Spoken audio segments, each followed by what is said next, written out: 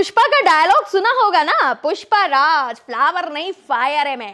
हल्के में ले लिए थे का भैया। तो सुनो, प्रयागराज में 3 करोड़ रुपए के मकान पर बाबा का बुलडोजर चल चुका है। और घर भी किसका है? अतीक के करीबी माशुकुद्दीन का। याद नहीं है क्या बाबा ने सदन में क्या कहा था? इस माफिया को मिट्टी में मिला देंगे। तो मिट्टी में मिलाने का सिलसिला शुरू होता है उमेश पाल की हत्या के कुछ घंटों बाद अरबाज के एनकाउंटर से, जिसके बाद आज प्रयागराज के असरौली इलाके में माशुकुद्दीन के मकान पर बुलडोजर का धुआंधार प्रहार हो रहा है। इस वज्रपात की वजह है कि यह मकान 200 वर्ग मीटर से ज्यादा क्षेत्रफल में तो बना है, पर गैर कानूनी तरीके से बना है। बात यह है कि इस भवन के बनने से पहले जमीन पर मकान बनाने के लिए नक्शा अप्लाई किया जाना था, लेकिन उसे रिजेक्ट कर दिया गया। उसके बावजूद भी यह तैयार करके खड़ा किया गया। अब आप तो जानते ही हैं कि अवैध ठिकानों पर किस तरह से बाबा का बुलडोजर चलता आया है, इतिहास गवाह है। अब देखिए, इससे पहले इमरान अहमद खान के घर को तोड़ा गया, जिसके बाद दूसरे दिन सफदर अली के आलीशान मकान और तीसरे दिन मसूकुद्दीन की कोठी को मिट्टी में मिलाने के बाद चौथा नंबर अतीक के चौथे खासम खास का घर भी आज उजड़ गया। अब अगला नंबर अतीक अहमद के सबसे पुराने दोस्त बमबाज गुड्डू मुस्लिम और शूटर मोहम्मद गुलाम का है, जिनके घरों पर बाबा का बुलडोजर चलना अभी बाकी है। उमेश हत्याकांड में एक सीसीटीवी फुटेज में गुड्डू मुस्लिम बम फेंकता हुआ कैमरे में कैद हुआ था। यानी कह सकते हैं कि एक एक करके अतीक के सभी लफ्ते जिगरों के आशियाने खा के सुपुर्द हो जाएंगे। वैसे आज जिसके घर पर बुलडोजर चल रहा है वो अतीक अहमद का फाइनेंसर कहा जाता है। अहमदाबाद में जीटी रोड पर उनका आलीशान मकान है, जो कि अब बस कुछ ही घंटों का मेहमान है। दोस्तों, जुर्म और गुनाहों की कमाई से जितनी तेजी से घर और महल बनते हैं, एक ना एक दिन उससे भी ज्यादा तेजी से धराशाही हो जाते हैं। ये बुलडोजर अब थमने वाला नहीं है। अब इसकी गिरफ्त में वो तमाम महल, मकान, जमीनें और संपत्तियां आएंगी जो पाप के कारोबार और गोरख धंधों से पैदा की गई थी।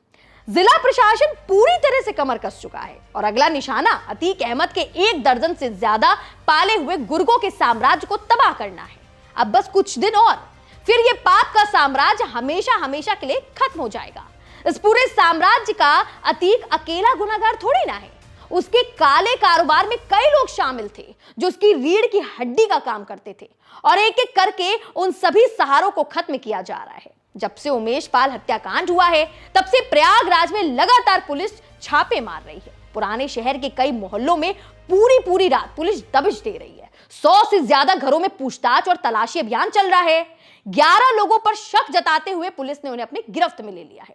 आलम तो यह है जनाब कि घर के सभी मर्द डर के मारे घर छोड़कर भाग चुके हैं और अब घरों के अंदर सिर्फ महिलाएं और बच्चे ही बचे हैं।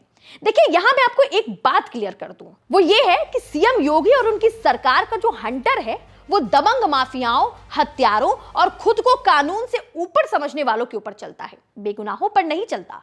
हाँ, वो बात अलग है कि इन इलाकों पर सख्ती बरतने के पीछे की वजह जो है वो ये है कि सभी मोहल्ले जो है अतीक और उसके साथियों के थे। यहाँ का पूरा हाल से वाकिफ आसपास के लोगों के अलावा कौन होगा जिन पर आज बुलडोजर चल रहा है?